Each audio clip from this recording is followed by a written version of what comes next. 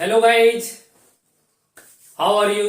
उम्मीद है कि आप लोग अच्छे होंगे और इस कोरोना महामारी में आप लोग घर में बैठ के अच्छी तरह से पढ़ाई कर रहे होंगे, तैयारी कर रहे होंगे। दोस्त अच्छी बात है, तैयारी जारी रखिए, उमंग के साथ नए जोश के साथ पढ़िए और तैयारी कीजिए।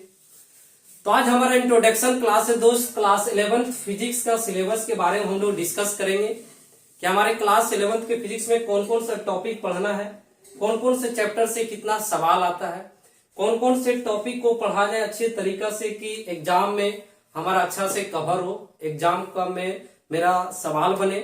फिजिक्स अपने आप में एक सब्जेक्ट माना जाता है दोस्त, और इसको समझना अच्छे तरीका से जब तक आप पूरा सिलेबस नहीं पढ़िएगा तो आपसे सवाल नहीं बन पाए। चलिए दोस्त, हम लोग स्टार्ट करते हैं। तो मेरा चैनल का नाम है ग्रेविटी फिजिक्स सेंटर। दोस्त, अगर हमारी वीडियो आपको अच्छी लगी तो जरूर लाइक और सब्सक्राइब कीजिएगा और शेयर भी कीजिएगा। तो आज हमारा स्टार्ट करें दोस्त, 11th फिजिक्स का सिलेबस है। पहला हम जो स्टार्ट करेंगे फिजिक्स पूरे बेसिक लेवल से पढ़ाएंगे, मतलब पहले बेसिक मैथमेटिक्स टूल्स यूज करेंगे कि फिजिक्स में हमारा जितना भी यूज किया जाता है मैथमेटिक्स, उसको हम लोग अच्छे से डील करेंगे। कहने का मतलब कि सवाल हमारा आता है डिफरेंशिएशन से, इंटीग्रेशन से और ग्राफ से सवाल भी बहुत सारे पूछा जाता है। हमारे जेईई और नीट में सवाल पूछा जाता है। तो मन से पढ़िए दोस्त और हमारे साथ जुड़िए। अच्छे उमंग के साथ एक एक चैप्टर को बढ़िया से लेके चलेंगे और प्रत्येक चैप्टर को पूरे डीपीपी दिया जाएगा। हर चैप्टर का डीपीपी मतलब न्यूमेरिकल इतना कर लीजिए कि सवाल देखते के साथ आपके दिमाग में दौड़ना चाहिए। ठीक, तो अच्छी तरीका से चलिए दोस्त, बारी बाय बारी सब्जेक्ट को पढ़ेंगे। और जितने भी नीट के स्टूडेंट है दोस्त, अभी भी टाइम है कि अच्छे तरीका से अगर फिजिक्स कर लेते हैं, खास करके 11th का जो 17-18 चैप्टर है दोस्त, किसी को पता भी नहीं रहता कि आखिर 11th में कितना सिलेबस और कितना फिजिक्स का चैप्टर है। लोग रोटेशनल मोशन तक पढ़ के छोड़ देते हैं कि मेरा फिजिक्स खत्म। नहीं, इतना नहीं है। फिजिक्स में और चैप्टर है, उससे भी सवाल पूछा जाता है। तो आप जब तक पूरा सिलेबस नहीं पढ़िएगा दोस्त, आपसे सवाल नहीं बनेगा। उम्मीद है कि अगर आप 100% तैयारी करते हैं तो आप रिजल्ट एग्जाम में जाके 80% देते हैं। कब? जब 100% तैयारी करते हैं तब। अब मान लीजिए 80% आप तैयारी करके ही जाएगा तो क्या आपसे सवाल बनेगा फिजिक्स का? नहीं बनेगा। तो लोग बोलते हैं कि फिजिक्स हार्ड है। फिजिक्स हार्ड नहीं है। तो अच्छे तरीका से पढ़िए और समझिए उसका फॉर्मूला क्या है, टॉपिक क्या है, सब्जेक्ट क्या है, तब बनाया जाए। दोस्त, हम लोग डिस्कस कर रहे थे क्लास 11 फिजिक्स का सिलेबस। पहला मेरा सब्जेक्ट टॉपिक है, पहला बेसिक मैथ। तो फिजिक्स में बेसिक मैथ का पढ़ना बहुत जरूरी, क्योंकि अगर कभी कभी सवाल हम जब रोटेशनल मोशन पढ़ेंगे, फ्लूइड मैकेनिक्स पढ़ेंगे, थर्मोडायनेमिक्स पढ़ेंगे, हीट पढ़ेंगे, तो सब सवाल में हम लोग कैलकुलस का यूज आता है। वहां पे कुछ बेसिक जानकारी अगर आपके पास नहीं रहेगा, ग्राफ का नॉलेज नहीं रहेगा, तो आप सवाल नहीं बन पाएंगे। कहने मतलब बॉयल्स लॉ होता है, तो बॉयल्स लॉ में भी रूल है कि उसका कब ग्राफ इंक्रीज करेगा, डिक्रीज करेगा। तो हम लोग देखते हैं बेसिक मैथ में पढ़ेंगे पहला कैलकुलस के बारे में, कुछ बेसिक। उतना हमको मैथ के उतना नहीं जाना है कि मैथ में हमको कैलकुलस पढ़ना है पूरा डिटेल, नहीं। हमको सिर्फ फॉर्मूला जानना है कि साइन एक्स का डिफरेंशिएशन कॉस एक्स का क्या होता है, उसके बारे में यूज करें कि सवाल अगर मेरा आ जाए तो छूटना नहीं चाहिए। ये मेरा मकसद है।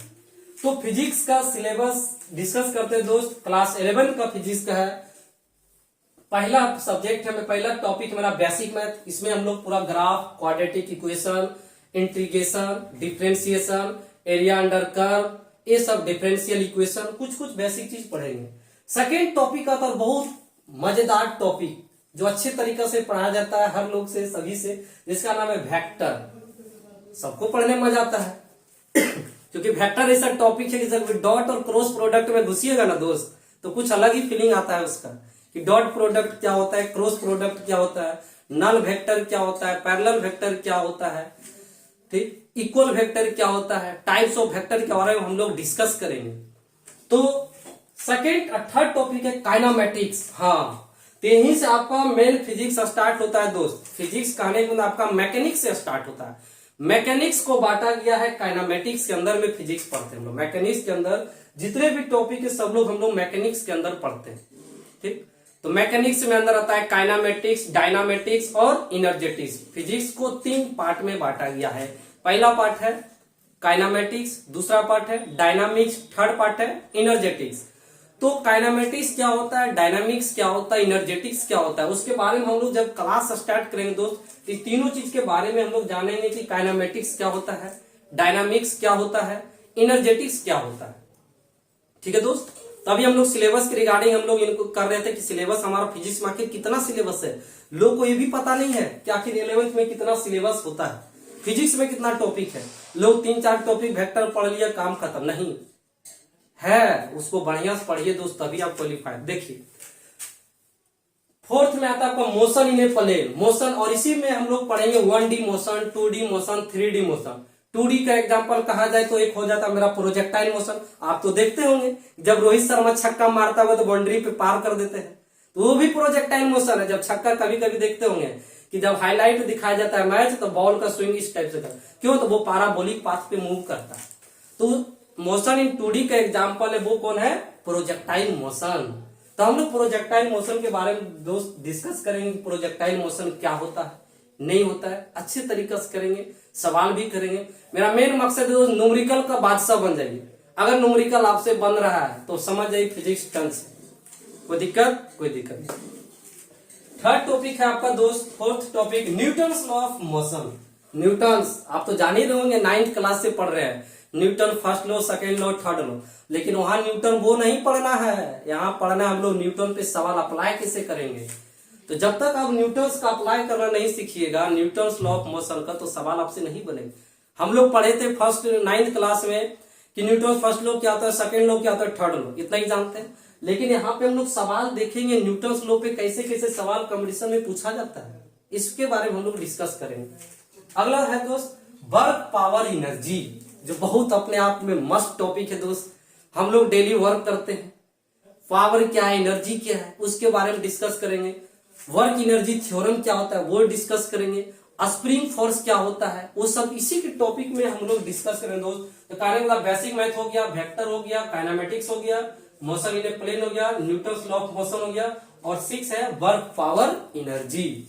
फिनिश आता है। यहाँ तो किसी को डाउट होगा, नहीं हमको पता है, किसी को डाउट नहीं होगा। यहाँ पे सिर्फ हम लोग 11th फिजिक्स का सिलेबस के बारे में डिस्कस कर रहे हैं दोस्त। अगर किसी प्रकार का आपको डाउट होता है तो हेल्पलाइन नंबर एक दिया जाएगा अंतिम में, उस पर आप कॉल कर से पूछ सकते हैं।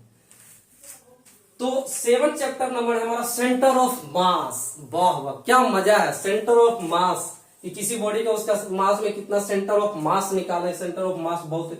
उसके बाद पढ़ेंगे कॉलिजन, उसी में सब लोग पढ़ेंगे, सेंटर ऑफ मास में कॉलिजन पढ़ते हैं। और 8 नंबर रोटेशनल मोशन, बहुत अपने आप में टॉपिक है दोस्त।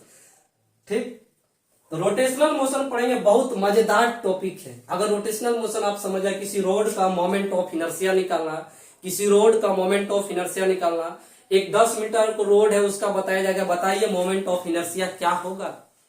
तो अगर आप बढ़िया से पढ़े रहिएगा तो सवाल इसमें पूछता है, नीट में सवाल डायरेक्ट पूछता है रोटेशनल मोशन से। ठीक, तो आप पहले सिलेबस जानिए कि क्लास 11 की क्या क्या चीज सिलेबस है। तो आप पहले जानिए कि थर्मोडायनेमिक। उसके बाद हम लोग पढ़ते हैं दोस्त मैकेनिकल प्रॉपर्टीज ऑफ मैटर।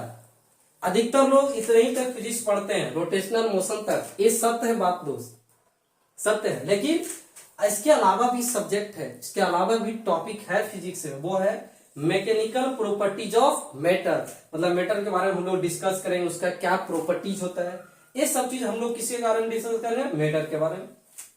और सबसे अच्छा टॉपिक जो माना जाता है, तो अगर आप इंजीनियरिंग लाइन में जाइए तो फ्लूइड मैकेनिक्स। फ्लूइड मैकेनिक्स के अलावा आप एक कदम भी नहीं बढ़ सकते हैं।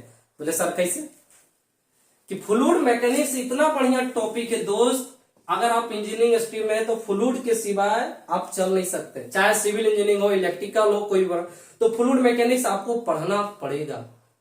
ठीक, इसमें हम लोग देखेंगे पूरा थर्मल एक्सपेंशन, बहुत बढ़िया टॉपिक है। इसी बारे में हम लोग पढ़ते हैं, टेम्परेचर के बारे में क्या होता नहीं होता। जैसे हम लोग बच्चे पढ़े हैं कि सेल्सियस और फ़ारेनहाइट में क्या रिलेशन है, C/5 = F-32/9। अरे जानते हो या नहीं जानते हो, जानते हो, ये सब हम लोग बच्चे में पढ़े हैं कि सेल्सियस और फ़ारेनहाइट में क्या रिलेशन है, तो C/5 = F-32/9। यहां तक किसी को डाउट। लेकिन ये सब कैसे होता है, इस पे सवाल कैसे पूछा जाता है एग्जाम में, वो सब चीज पे हम लोग डिस्कस करेंगे।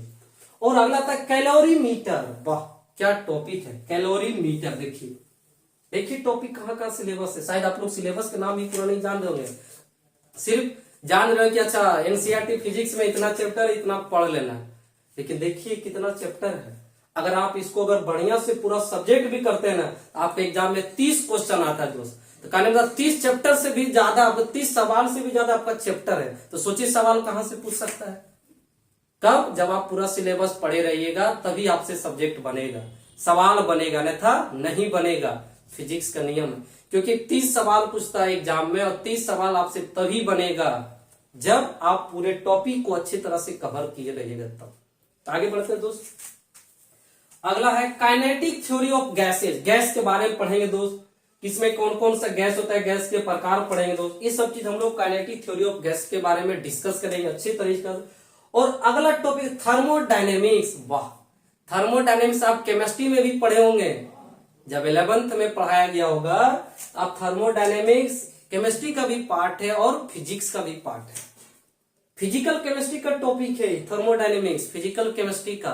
अगर आप कहीं पढ़ रहे होंगे तो आपको पता होगा कि थर्मोडायनेमिक्स में इसी में सब चीज हम लोग लॉ के बारे में पढ़ेंगे, वाइल्स लॉ क्या होता है, हीट लॉ क्या होता है, सब चीज इसी के बारे में डिस्कस करेंगे।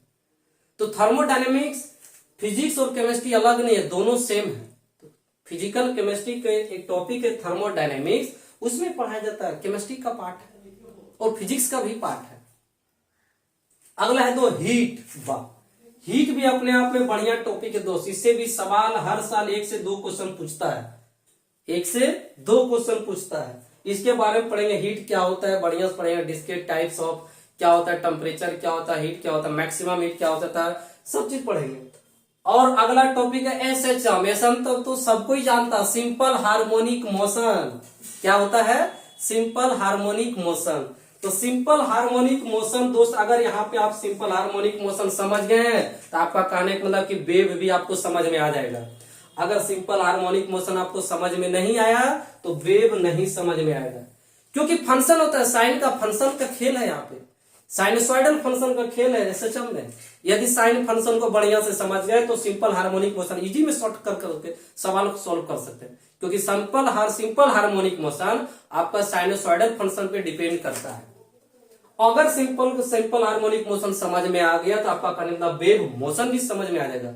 वेव कैसे जनरेट होता है देखते हैं, कभी कभी जब हम लोग पानी में जब कोई अगर स्टोन फेंकते हैं तो देखता है वेव मतलब क्या, वाटर में वेव प्रोड्यूस होता है, क्यों? तो वो भी एक फंक्शन होता है। या मान लो कोई एक स्ट्रिंग ले लीजिए, थोड़ा सा टच कीजिए, देखिए वेव के रूप में वो जनरेट होगा। वो वेव कौन सा जनरेट होता है? साइनोसॉइडल फंक्शन जनरेट होता है। तो कब समझ में आएगा दोस्त? जब आपका एसएचएम समझा हुआ रहेगा अच्छे तरीका से, तभी। कोई दिक्कत? ये था हमारा। और अगला है दोस्त 17 टॉपिक हो गया, ये हमारा 17 नंबर टॉपिक है। तो उम्मीद है कि दोस्त आपको ये सब चीज बढ़िया समझ में आएगा। आप अच्छे तरीके से वीडियो को पॉज करके रोक के लिख लीजिए कि ये सब चीज हमारे ग्रेविटी क्लास 11 फिजिक्स का सिलेबस है, और हम लोग बारी बारी बारी कर। एक टॉपिक और है दोस्त, एक सब्जेक्ट एक और है दोस्त हमारा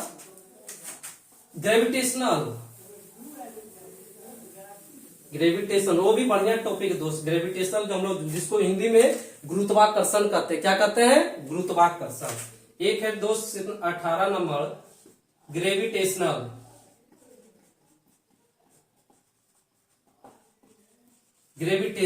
और सबसे लास्ट टॉपिक है 11th का दोस्त ग्रेविटेशनल। यदि आपको ग्रेविटेशनल समझ में आया तो इससे भी हर साल दोस्त 1-2 सवाल पूछता है। तो अच्छे तरीका से हम लोग दोस्त डिस्कस करेंगे, बारी बारी बारी टॉपिक क्रमबद्ध तरीके से डिस्कस करेंगे। आप हमारे साथ जुड़िए, देखिए फिर फिजिक्स पढ़ाने का क्या मजा है दोस्त। आइए एक बार विश्वास कीजिए। तो हम लोग हर प्रत्येक चैप्टर का डीपीपी करेंगे। कहने का मतलब 18 चैप्टर है, 18 चैप्टर में मिनिमम न्यूमेरिकल की अगर बात किया जाए 1000 प्लस न्यूमेरिकल। कितना? 1000 प्लस न्यूमेरिकल अगर हम कर लिए तो समझ जाइए कि 30 क्वेश्चन बनाने लायक हम हो जाएंगे। समझ में आ रहा है ना? 1000 प्लस न्यूमेरिकल चैलेंज है दोस्त कि हर सब्जेक्ट में हर टॉपिक में मिनिमम 100 सवाल करेंगे दोस्त, मिनिमम 100 सवाल। डीपीपी को छोड़ के पूरा क्लास और डीपीपी लगा के अगर 1000 सवाल न्यूमेरिकल बना लेते हैं तो आपको 30 सवाल बनाने की काबिलियत हो जाते हैं। अगर आप नहीं बनाते न्यूमेरिकल, सिर्फ थ्योरी पढ़ के छोड़ देते हैं तो कोई फायदा नहीं है। उसका अप्लाई करना सीखिए दोस्त। अप्लाई करना जब तक आप नहीं सीखिएगा फिजिक्स में तो आपसे सवाल नहीं बनेगा। तो समझ में आ रहा होगा हम क्या बोलना चाह रहे हैं। तो हम लोग स्टार्ट करेंगे दोस्त। पहला जो अभी जो बच्चे स्टार्ट करें, जो भी मान ली 11 इस कोरोना महामारी में कुछ लोग पढ़ाई अपना क्या कहे कि ऐसा स्थिति है कि पूरा देश इससे तबाह है। तो तबाह है तो दोस्त क्या ऐसा थोड़ी कि हम लोग पढ़ाई बंद कर, नहीं, पढ़ाई भी जारी रखना है, जारी के साथ अपना पढ़ाई भी करना है। बढ़िया है ऑनलाइन व्यवस्था दोस्त, आप घर में रहिए, हम भी अपने अति में सेफ रहिए, अपने परिवार का सपोर्ट कीजिए, परिवार के साथ रहिए, पढ़िए, मन से पढ़िए।